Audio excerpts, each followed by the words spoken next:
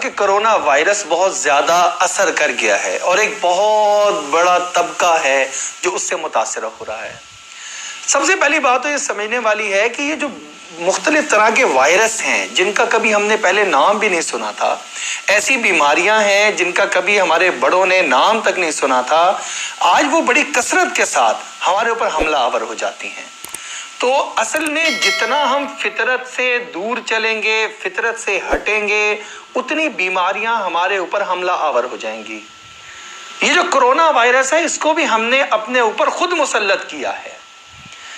یہ جو ذرائع ابلاغ آج کل چل رہے ہیں، جو ریسرچ کر رہے ہیں اس بات پر کہ یہ کرونا وائرس اتنی بڑی تعداد میں کیسے پھیلا، تو اس کی ریزن جو آ رہی ہیں وہ آپ دیکھیں تو اس میں وہ غیر فطری چیزوں کا استعمال ہے جس کو شریعت مطہرہ نے منع کیا تھا۔ چمگادڑ کا سوپ پینا بنا کر اس کی وجہ سے یہ وائرس پھیلا، اور زندہ چوہوں کو کھانا۔ ہم کبھی کبھی کلپ دیکھتے تھے، چائنا سے آئے ہوئے کلپ مختلف آتے تھے کہ جی وہ چوہے ہیں ان کو پکڑ رہے ہیں اور زندہ ہی ان کو کھایا جا رہا ہے، ان کو تھوڑا سا پکانے میں ابھی وہ زندہ ہیں تو وہ زندہ ہی پکڑ کر اور وہ چائنی ایک بندہ اس کو کھا رہا ہے۔ تو اس ٹائم میں تو وہ بڑا انٹرٹینمنٹ لگتی تھی اور حیرانگی بھی ہوتی تھی، یہ کیسے لوگ ہیں، زیادہ سے زیادہ کراہت آ جاتی تھی کہ کتنے گندے لوگ ہیں، کس طرح کی چیزوں کو یہ کھا رہے ہیں۔ لیکن آج دکھا دیا گیا اس کا اثر کہ لاکھوں لوگ اس سے متاثر ہو رہے ہیں اور ان کی تعداد آگے کروڑوں تک پہنچنے کا خدشہ ظاہر کیا جا رہا ہے، اور اس قدر مسئلہ بن گیا کہ دنیا جہان کی چائنا جانے والی ان متاثرہ علاقوں میں فلائٹس وہ کینسل کر دی گئی۔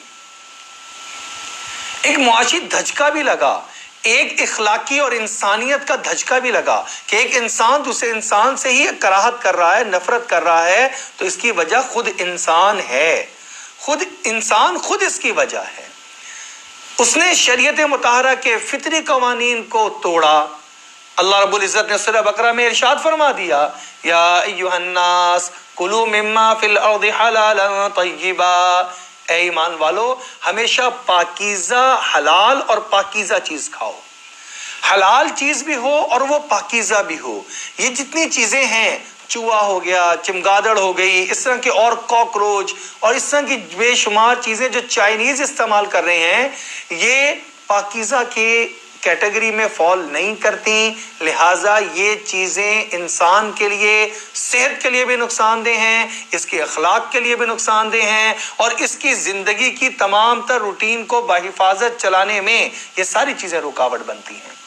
بظاہر سمجھ نہیں آ رہا ہوتا، لیکن پھر جب اللہ دکھاتے ہیں، جب فطرت اپنا رنگ دکھاتی ہے، جب عمل کا رد عمل آتا ہے، پھر ہم پریشان ہوتے ہیں کہ یہ کیا ہو گیا۔ اب اس حالات میں کرنا کیا ہے؟ جس طرح شریعت مطہرہ نے اس سے بچاؤ کا پہلے طریقہ بیان کیا کہ ہمیشہ پاکیزہ اور حلال چیز کھاؤ، کبھی بھی حلال اور پاکیزہ چیزیں کھانے سے تمہیں اس طرح کی بیماریاں، مہلک بیماریاں نہیں لگیں گی۔ اچھا، اگر یہ لگ جائیں یا ایسی کوئی وبا آ جائے یا ایسا کوئی وائرس آ جائے تو کیا کرنا ہے؟ شریعت مطہرہ نے اس کی بھی بڑی رہنمائی فرمائی ہے۔ 3 باتیں ایسی ہیں جو کہ اس وقت میں ہمارے لیے کرنے کی ہیں۔ سب سے پہلی چیز جو شریعت مطہرہ نے ہمیں اصول دیا وہ یہ دیا کہ اگر کسی علاقے میں ایسی وبا، طاعون یا اور کوئی ایسی مہلک وبا جس سے لوگوں کی ہلاکت ہونا شروع ہو جائے، ایسی وبا کا حملہ ہو جائے، تو وہاں رہنے والے لوگوں کو چاہیے کہ یہیں پر ہی رہیں، اس تکلیف اور وبا کو برداشت کریں، یہاں پر رہتے ہوئے ہی اس سے بچاؤ کی تدبیر اور اپنی صحت کے اعتبار سے دوا کا استعمال یہاں پر ہی کریں، یہاں سے اس علاقے کو چھوڑ کر نہ جائیں۔